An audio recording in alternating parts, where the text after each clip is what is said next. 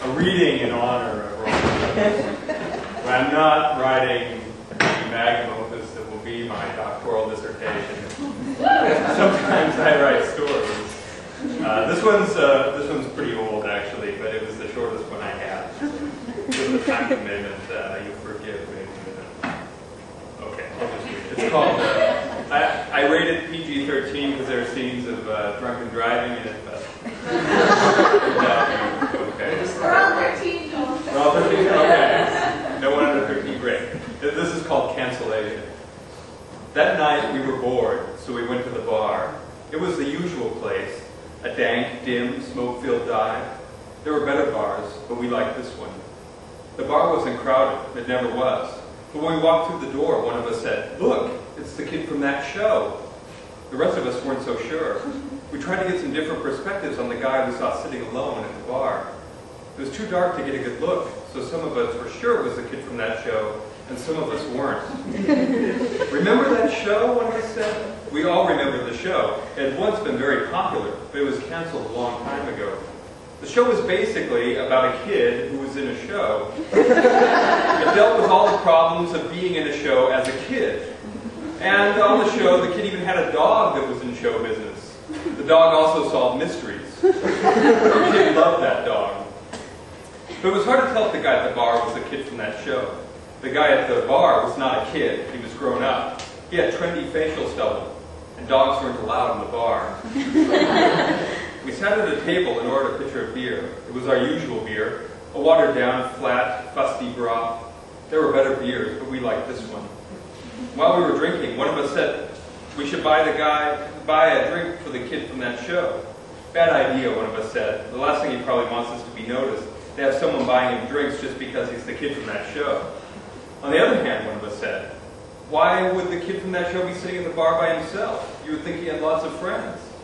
"Maybe he likes to be alone," one of us said. "Or maybe he doesn't, but he doesn't have any friends in town." "Maybe he's just passing through," one of us said.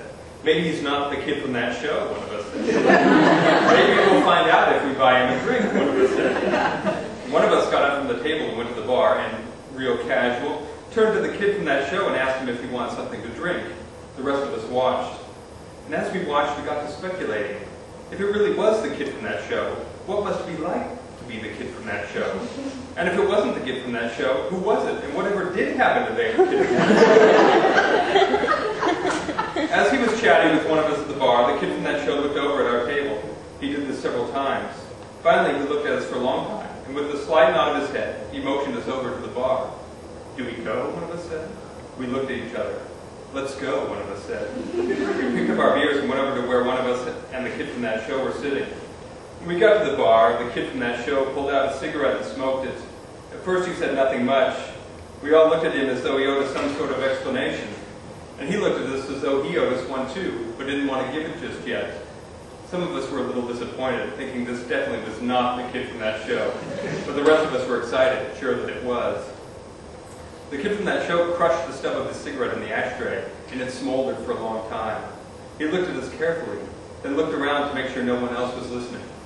"That's right," he said at last. "He was the kid from that show." He was the kid, but he hadn't done a hell of a lot since that show had ended. The kid from the show said that since the show was about a kid in a show, he felt like he was now living out that kid's life, even though he was no longer in the show. Worse, he still had to deal with the problems of having been in a show, even though he wasn't in one any longer. He finished off his beer and we ordered him another. "What happened to that dog?" one of us asked. "That dog wasn't his dog," the kid from that show said. "The dog belonged to the show.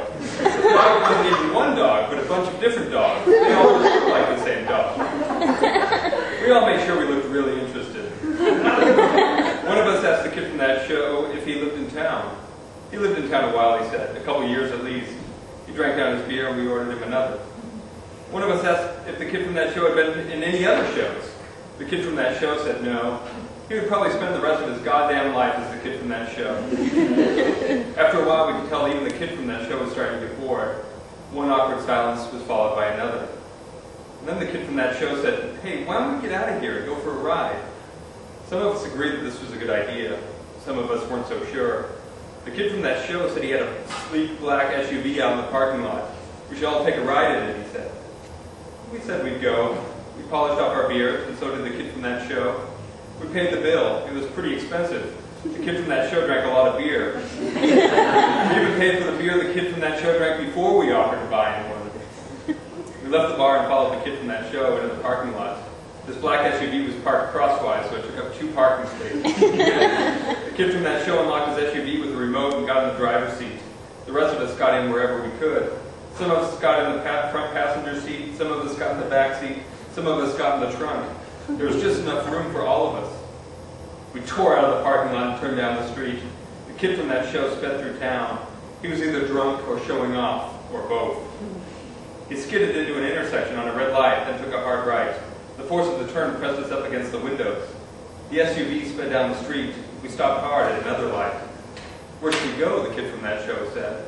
"Should you be driving?" one of us said. The kid from that show looked both ways down the intersection. "Let's go through here," he said. He turned left on the red light and took another hard left into a narrow alleyway with dumpsters on either side. He stopped at the top of the alley. He revved the engine. Then he hit the gas and we sped through the alley and leapt out into the street on the other side.